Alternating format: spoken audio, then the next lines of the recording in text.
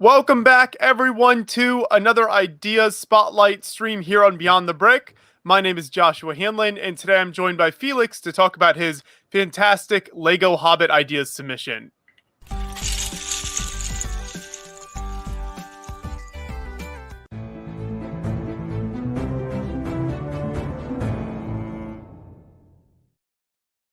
And I'd like to thank Clone Army Customs for making these streams possible. If you are a fan of any Lego Star Wars products, make sure to check out clonearmycustoms.com for all of their fantastic minifigures and custom Lego Star Wars accessories. As always, you can find a link in the description of this video below.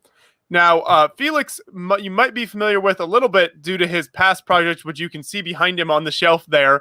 That is the Saturn V Ideas rocket. So that is one of his successful projects that was turned in an official set, which is very, very cool. But he's got another super cool project to show us today. This is his Lego Hobbit project. So Felix, thanks so much for joining me today. Yeah, thanks a lot, Joshua, for having me. And I'm really glad I can talk about my latest submission in this live stream today. Yeah, let's launch on in with this project then. And why don't you tell us about kind of the inspiration behind this and why you decided to go with a build from The Hobbit? Yeah, I've always been really fascinated by the universe Tolkien created in his books, the entirety of Middle-earth. And I've especially loved all about the hobbits and the Shire. And so I always wanted to build Bilbo's house from The Lord of the Rings. And yeah, this particular model initially started out as a replica of the Hobbit hole from Peter Jackson's wonderful movies. But then I soon realized that that would just be too huge to create out of Lego. And of course, there's a floor plan of Weta Workshop online with all the rooms. And you also barely see any of those rooms in the movie. So that would have been quite hard. So I instead decided to build kind of my own interpretation of what I thought it would look like. And I was heavily inspired by the book itself and try to include as many details. And there's even the quote, the very first words, the famous words from the Hobbit book on the base. Right, so you did more than just the house itself, but let's start there. So here's a good shot. You can see down in there into the different rooms. So take us through some of the details that you were able to include in there as you walk throughout the Hobbit house. All right, on the top left, there's the Bilbo's bedroom with a nice window outside. Then to the right of that, there's a pantry. There always has to be a pantry in the Hobbit hole. I think in the book it mentions there's even several pantries, but I only included one. To the right of the pantry, there's the bathroom. This was a lot of fun to create because in the movies, I don't think you can ever see the bathroom. And in the books, it's also never really mentioned. So I really had fun thinking what to include and how to make it fit the theme. And then on the top right, there is a storage room, kind of a wine cellar, but also with some other stuff. And below that, that's kind of part of the hallway. There's just a chest for stuff. And then on the bottom right, there's Bilbo's study, where he can write his books with a map on the wall. And there's also, that doesn't really fit in with the time this is set, but on the wall, I included his sword Sting.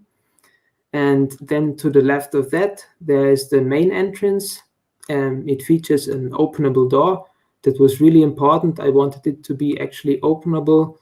And to the left of the entrance, there's the kitchen. It's quite small in this case, but I really wanted to include it. And then again, on the left of that, the biggest room of the entire Hobbit hole, this is kind of a parlor and dining room. It includes a big dining table and also a chimney with a clock on the mantelpiece and a nice chair.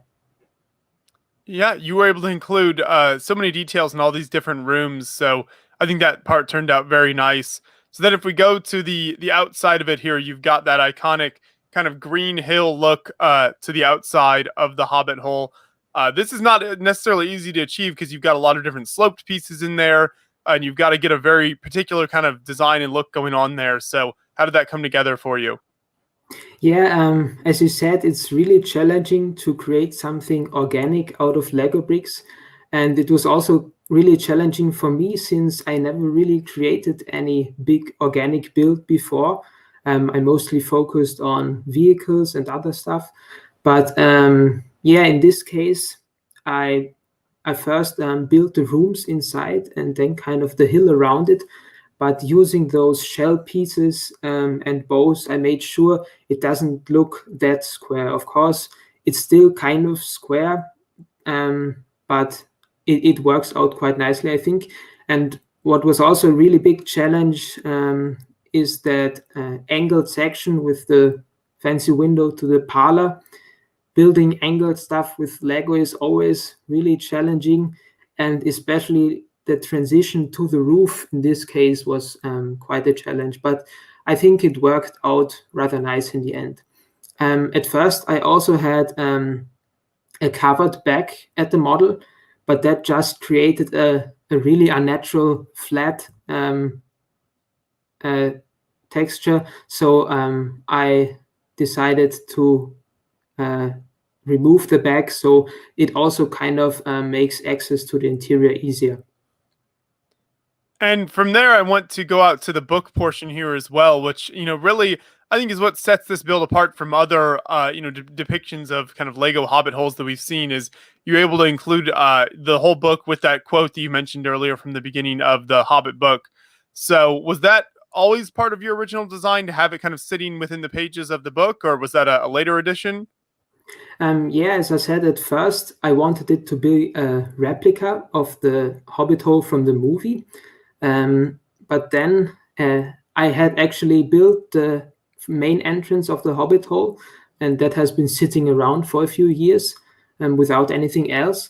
But then earlier this summer, I came up with the idea of the book as a base, and I really thought that would be quite nice if I could pull it off. And so, yeah, I built the book, kind of the rough dimensions of what I wanted to be like. And yeah, I had the main entrance, and then I had a week of free time, and then I built the Hobbit hole around it, and it looked kind of like already what you can see on Lego Ideas now. And what is the design of that book like within the pages there? What is kind of the structure like to get that different pages of the book almost turning like that? Yeah, I'm really happy with how the edges of the pages turned out using this wall element piece. I actually didn't come up with that myself. I think it was included in one of the architecture sets. I think it was the Trafalgar Square one, if I remember correctly, and that used this particular technique as stairs. But I thought that would really work as book pages. And then also these large bows, which came with the Ford Mustang, I think, also made it quite easy to create the book pages and make it look great.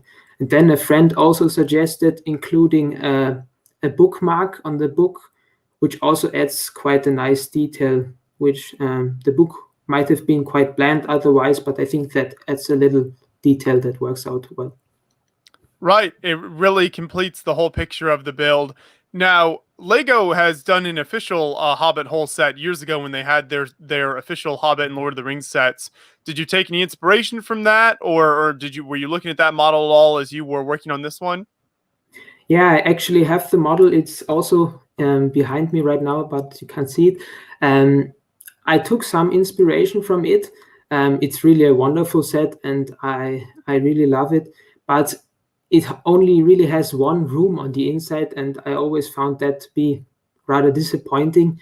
So I kind of took it as it was, and then thought I could do better. And so I decided I would include more rooms, and the Lego set also looks a bit square. So I decided to make mine more organic. And yeah, I was of course inspired by Lego set, but that one's based on the movies, and yeah, mine is kind of my own interpretation and mainly based on the books, so that's also a difference between them. Right. That's nice that you're able to put kind of a different spin on it. And I definitely wanted to mention the image we're seeing right now. You made this really cool kind of 3D model of the set that even has like a little sort of animation in there. And this was made using MeccaBricks, right? So explain kind of how this works and what you were able to do with the build here. Yeah, I'm really happy with how the animation turned out. I'm using an online Lego CAD program called MeccaBricks. It's kind of like Lego Digital Designer, but instead of a program you install, it's all online. And that means you can access your creation on any device. It really works best on tablets or computers. But as I said, you can access it on any device, and you can also publish a public 3D view of the model. And I really like that because I linked the 3D view on Lego Ideas, and really you can make dozens of pictures, but it never really has the same effect like a 3D view. You can look around yourself. And recently they also added this animation feature, and I thought that would work great because I could lift up the roof to show the interior better. And yeah, just for fun, I also added the little animation with Gandalf knocking at the door and Bilbo answering it. Yeah, is this something you've seen other builders doing with? I feel like I haven't seen a whole lot of this type of animation, work with MeccaBricks in the past. So is this a newer thing? Yeah, the animation feature is quite recent. Only a few months ago it was added, I think. And there have certainly been other animations on MeccaBricks if you check them out, but I think it's new to ideas. I also included a 3D view at one of my previous submissions, the Fiat 500, that was a collaboration with fantastic 3D artist Gabriele Zanotti. And we also had a 3D view there, but without any animation. And I think the animation really brings the scene to life and adds another detail to it. It definitely does. Yeah, you can really see how you could play with this set and like you said, bring it to life. So this is fantastic. It's a great submission. Definitely encourage everyone watching to go over and support this project on Lego Ideas. If you're a fan of The Hobbit or just literature, whatever it might be, or just want a cool Lego build, I think you'll definitely be happy with this. We'll make sure to have a link to this project in the description of the video, and then you can click on that and go lend your support over there. So I did want to ask you, Felix, as I mentioned at the very beginning, you have had both the Fiat 500 that you mentioned, which reached 10,000 votes, but was not turned into a set, and then the actual Saturn V that was turned into an official set. So you have a good bit of experience then on Lego Ideas as a platform. So how has your experience with those projects kind of impacted this current Hobbit project and what you've done with this to promote it? Yeah, I think what we learned with the Fiat 500 was that you should really think about what you submit before you really should think about the topic of the model before you submit it on Lego Ideas, because eventually the Fiat 500 was released as a Lego set in the Creator Expert car line, and you really should think about it when you put something on Ideas that maybe it would overlap with something Lego is already creating. And it also means if you submit something on Lego Ideas, then you can't sell the instructions for, I think it is 3 years after rejection or after the model expires. So that's also a factor you should consider. And in my case, with the Hobbit hole, I thought it was really more of a passion project on my end. I really enjoyed building it. And I thought since it's based on an IP, I can't really sell instructions anyway. Plus, it also uses quite a lot of pieces that aren't available currently in the colors. So I thought it wouldn't harm to submit it. And I think many people would like to have it as a set. And it's different from Lego's own rendition. So I thought it would do well on Ideas. I'm not sure if it will pass the review, but again, it is worth a shot, and it is more of a passion project of mine, I think. For sure, yeah. It's always worth a shot. I'm sure that's something you've learned with both the Saturn V and the Fiat, even though the Fiat wasn't turned into official set. You put your models out there, you see what kind of support you can get, and you just kind of hope from the best from there. Mm-hmm. Yeah, these are super impressive projects. So Talk a little bit more, if you can, then your experience with the Saturn V, because I actually have that built just sitting to the right of me here. It's a fantastic looking model. I think it's definitely, from the fans I've talked to over the years about the different Lego Ideas sets, certainly one of the fan favorites from the Lego Ideas line. Just such an impressive, a great build, and just such an impressive looking model once it's on display. So what now that the set is kind of, isn't for sale anymore, and it's been some years since the whole process happened, and you can kind of look back on that whole thing. What are your kind of overall thoughts from that whole experience? Yeah, it really was a fantastic experience, and in a way, it still kind of seems surreal to me that it actually worked out, because at that time there hadn't been any big Lego idea sets. I think maybe Wally had been the biggest, and that's only a few hundred pieces. And then it again, this project was a collaboration with a Lego fan from France, Valérie Roche. And after it reached 10,000 supporters, we really didn't think it would pass the review, because all the previous sets had been rather small. And all the more we were surprised when it actually passed the review. And we were really happy, because that also meant that larger projects would be accepted on Lego Ideas. And I think nowadays, with the piano, and also I think the upcoming Sesame Street, we can see that there's a lot of big projects that pass on Lego Ideas. And yeah, the experience of working with the designers was also really great. Our initial submission wasn't really stable. I think we never actually built it in real life, because it would have been too expensive with the parts we used. But the designers, Mike Psyche and Carl Merriam, I think, they did a fantastic job with the stability, which also means you can hold it up on its side. And yeah, it's a great set, I think. Yeah, it really is kind of crazy that, at one time the Saturn V was considered to be this massive ideas set, and it's like, oh, they've never done something this big. But then you just look at the piano that was just released at $350 and several thousand parts, and just how far ideas has come in the last few years. Yeah, it's definitely a trend to bigger sets and also more expensive sets nowadays. Do you have a price point in mind for the Hobbit set, if it was turned into an official set, and where this would fall? This one is built out of 2,964 pieces. I had to be wary to stay below the 3,000 parts limit on Lego Ideas. And yeah, I think, I don't know, maybe if we say 10 cents, I think it definitely would be around 300 maybe. And if it's also based on an IP, that would mean it would be a little bit more expensive. But yeah, I think around 300 or so, maybe more. Right, but it's a super impressive looking model, and I think we've certainly seen that fans are willing to pay for higher end ideas sets that look really nice. So I think there'll be a lot of fans of it. Like I mentioned earlier, definitely go over and support this set and this idea on Lego Ideas, and try to get it turned into an official Lego set. So fantastic work, Felix. Thank you so much for joining me today to talk about your current projects, as well as some of your past experience with Lego Ideas. Yeah, thanks a lot for having me, and please check out the model and support it if you like it, or even just look at the 3D view and have a closer look yourself.